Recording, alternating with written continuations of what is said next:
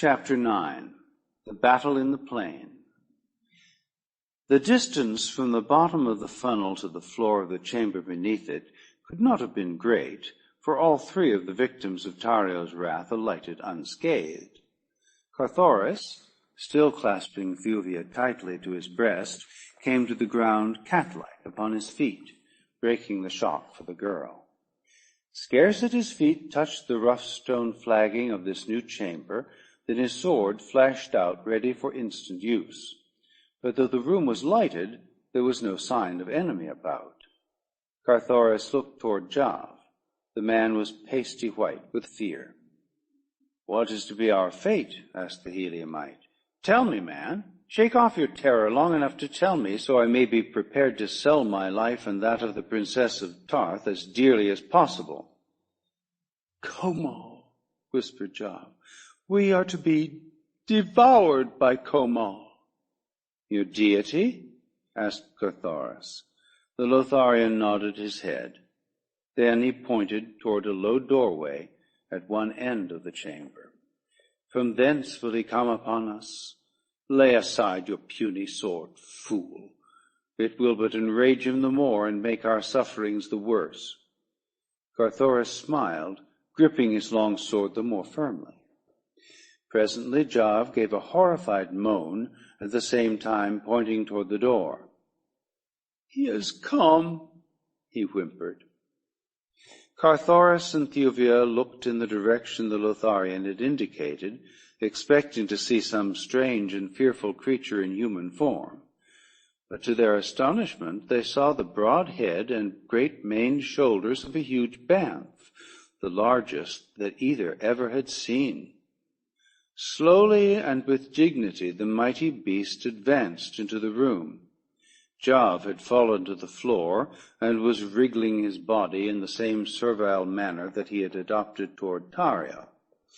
He spoke to the fierce beast as he would have spoken to a human being, pleading with it for mercy. Carthoris stepped between Thuvia and the bantha, his sword ready to contest the beast's victory over them. Thuvia turned toward Jav. "Is this Komal, your god?" she asked. Jav nodded affirmatively. The girl smiled, and then, brushing past Carthoris, she stepped swiftly toward the growling carnivore. In low, firm tones, she spoke to it as she had spoken to the banths of the Golden Cliffs and the scavengers before the walls of Lothar. The beast ceased its growling. With lowered head and cat-like purr, it came slinking to the girl's feet. Thuvia turned toward Carthoris. "It is but a bantha," she said. "We have nothing to fear from it." Carthoris smiled. "I did not fear it," he replied, "for I too believed it to be only a bantha, and I have my longsword." Jav sat up and gazed at the spectacle before him. The slender girl weaving her fingers in the tawny mane of the huge creature that he had thought divine, while Komal rubbed his hideous snout against her side. "So this is your god," laughed Thuvia. Jav looked bewildered. He scarce knew whether he dare chance offending Komal or not, for so strong is the power of superstition that even though we know that we have been reverencing a sham, yet still we hesitate to admit the validity of our newfound convictions. "Yes," he said, "this is Komal. For ages the enemies of Tario have been hurled to this pit to fill his maw, for Komal must be fed." "Is there any way out of this chamber to the avenues of the city?" asked Carthoris. Jav shrugged. "I do not know," he replied. "Never have I been here before, nor ever have I cared to do so." "Come," suggested Thuvia, "let us explore. There must be a way out." Together the three approached the doorway through which Komal had entered the apartment that was to have witnessed their deaths. Beyond was a low-roofed lair, with a small door at the far end. This, to their delight, opened to the lifting of an ordinary latch, letting them into a circular arena surrounded by tiers of seats. Here is where Komal is fed in public, explained Job. Had Tario dared, it would have been here that our fates had been sealed, but he feared too much thy keen blade, red man, and so he hurled us all downward to the pit. I did not know how closely connected with the two chambers.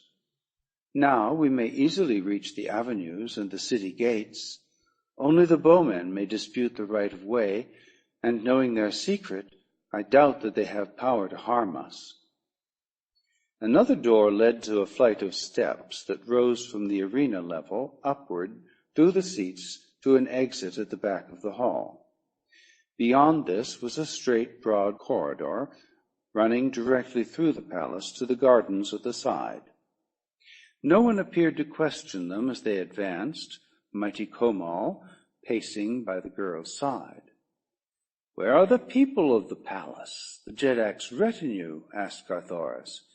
"Even in the city streets as we came through, I scarce saw sign of a human being, yet all about are evidences of a mighty population." Job sighed. "Poor Lothar," he said, "it is indeed a city of ghosts. There are scarce 1,000 of us left, who once were numbered in the millions. Our great city is peopled by the creatures of our own imaginings. For our own needs, we do not take the trouble to materialize these peoples of our brain, yet they are apparent to us. Even now I see great throngs lining the avenue, hastening to and fro in the round of their duties. I see women and children laughing on the balconies. These we are forbidden to materialize, but yet I see them. They are here. But why not?" he mused. "No longer need I fear Tario. He has done his worst and failed. Why not indeed? Stay, friends," he continued. "Would you see Lothar in all her glory?" Carthoris and Thuvia nodded their assent, more out of courtesy than because they fully grasped the import of his mutterings. Job gazed at them penetratingly for an instant, then with a wave of his hand cried, "Look!" The sight that met them was awe-inspiring. Where before there had been naught but deserted pavements and scarlet swards, yawning windows and tenantless doors, now swarmed a countless multitude of happy, laughing people. "It is the past," said Job in a low voice. "They do not see us. They but live the old dead past of ancient Lothar, the dead and crumbled Lothar of antiquity, which stood upon the shore of Throxus, mightiest of the 5 oceans. See those fine upstanding men swinging along the broad avenue.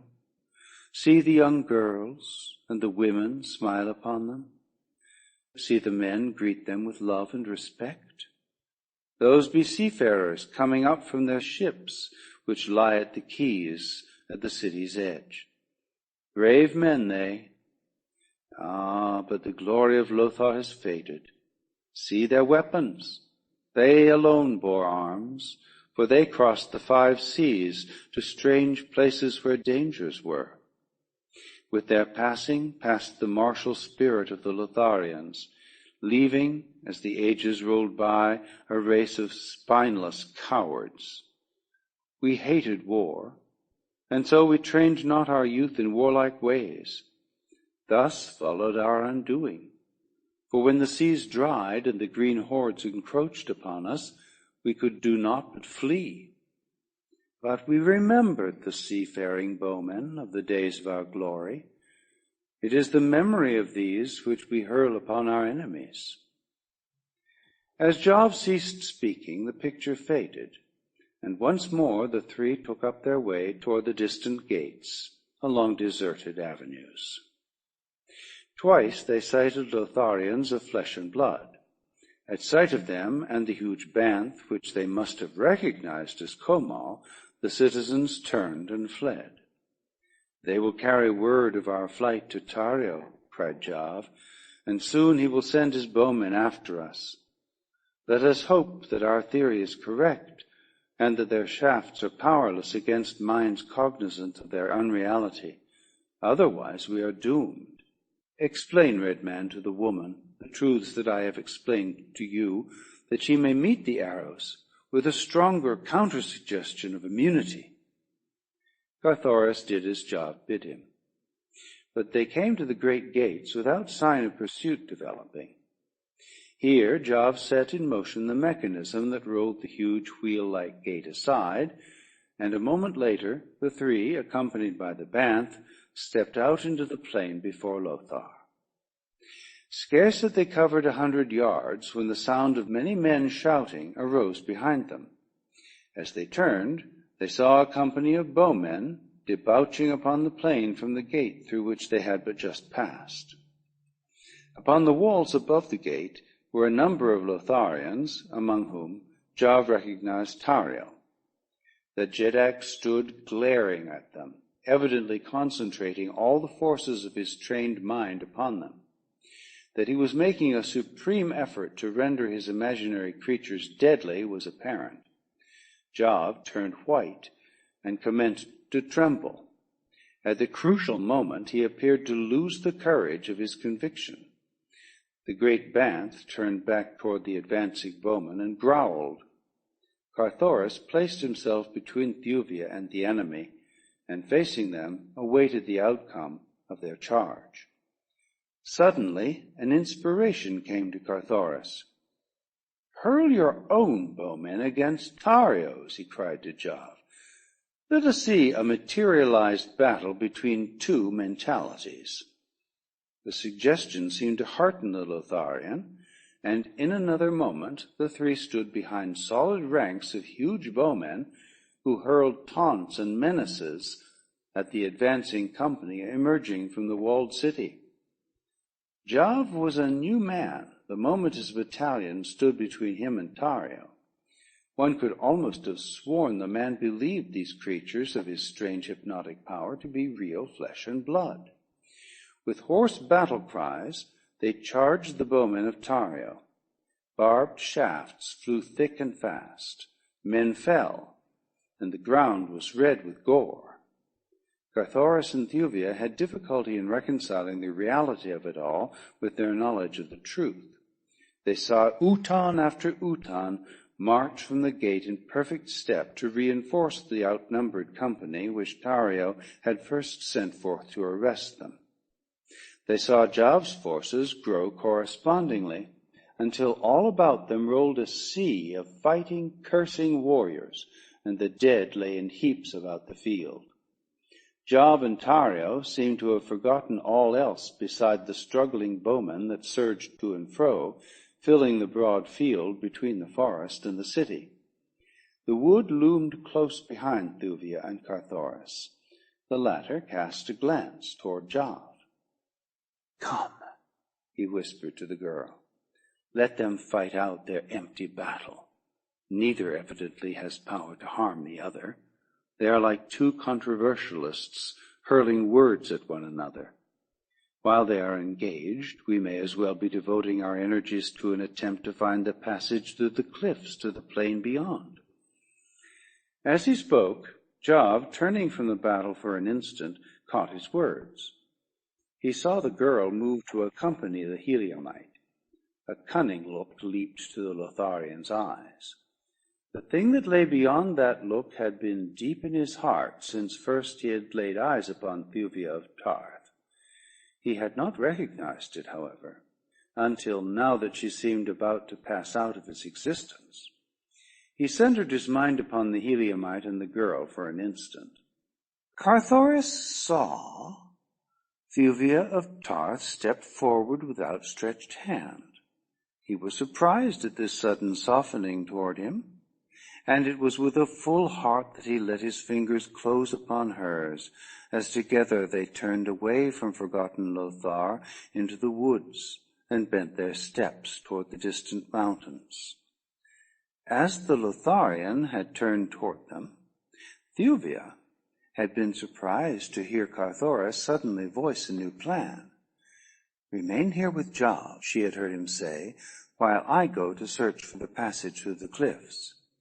She had dropped back in surprise and disappointment, for she knew that there was no reason why she should not have accompanied him.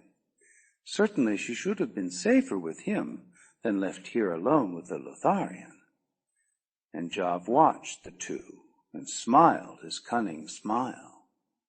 When Carthoris had disappeared within the wood, Thuvia seated herself apathetically upon the scarlet sward to watch the seemingly interminable struggles of the bowmen. The long afternoon dragged its weary way toward darkness, and still the imaginary legions charged and retreated. The sun was about to set when Tario commenced to withdraw his troops slowly toward the city. His plan for cessation of hostilities through the night evidently met with Job's entire approval, for he caused his forces to form themselves in orderly utans and march just within the edge of the wood, where they were soon busily engaged in preparing their evening meal and spreading down their sleeping silks and furs for the night. Thuvia could scarce repress a smile as she noted the scrupulous care with which Job's imaginary men attended to each tiny detail of deportment, as truly as if they had been real flesh and blood. Sentries were posted between the camp and the city. Officers clanked hither and thither, issuing commands and seeing to it that they were properly carried out. Thuvia turned toward Job. "Why is it," she asked, "that you observe such careful nicety in the regulation of your creatures, when Tario knows quite as well as you that they are but figments of your brain? Why not permit them simply to dissolve into thin air until you again require their futile service?" "You do not understand them," replied Job. "While they exist, they are real. I do but call them into being now, and in a way direct their general actions. But thereafter, until I dissolve them, they are as actual as you or I. Their officers command them, under my guidance. I am the general, that is all. And the psychological effect upon the enemy is far greater than were I to treat them merely as substanceless vagaries. Then, too," continued the Lotharian, "there is always the hope, which with us is little short of belief, that some day these materializations will merge into the real, that they will remain, some of them, after we have dissolved their fellows, and that thus we shall have discovered a means for perpetuating our dying race. Some there are who claim already to have accomplished the thing. It is generally supposed that the etherealists have quite a few among their number who are permanent materializations. It is even said that such is Tario, but that cannot be, for he existed before we had discovered the full possibilities of suggestion. There are others among us who insist that none of us is real, that we could not have existed all these ages without material food and water had we ourselves been material. Although I am a realist, I rather incline toward this belief myself. It seems well and sensibly based upon the belief that our ancient forebears developed before their extinction such wondrous mentalities that some of the stronger minds among them lived after the death of their bodies, that we are but the deathless minds of individuals long dead. It would appear possible, and yet, insofar as I am concerned, I have all the attributes of corporeal existence. I eat, I sleep. He paused, casting a meaning look upon the girl. I love. Thuvia could not mistake the palpable meaning of his words and expression. She turned away with a little shrug of disgust that was not lost upon the Lotharian. He came close to her and seized her arm. "Why not Jove?" he cried. "Who more honorable than the second of the world's most ancient race? Your Heliumite. He is gone. He has deserted you to your fate to save himself. Come, be Jove's." Thuvia of Tarth rose to her full height, her lifted shoulder turned toward the man, her haughty chin upraised, a scornful twist to her lips. "You lie," she said quietly. "The Heliumite knows less of disloyalty than he knows of fear, and of fear he is as ignorant as the unhatched young." "Then where is he?" taunted the Lotharian. "I tell you he has fled the valley. He has left you to your fate. But Jove will see that it is a pleasant one. Tomorrow we shall return into Lothar at the head of my victorious army, and I shall be Jeddak, and you shall be my consort. Come." And he attempted to crush her to his breast. The girl struggled to free herself, striking at the man with her metal armlets. Yet still he drew her toward him, until both were suddenly startled by a hideous growl that rumbled from the dark wood close behind them. End of chapter 9. Recording by Thomas Copeland.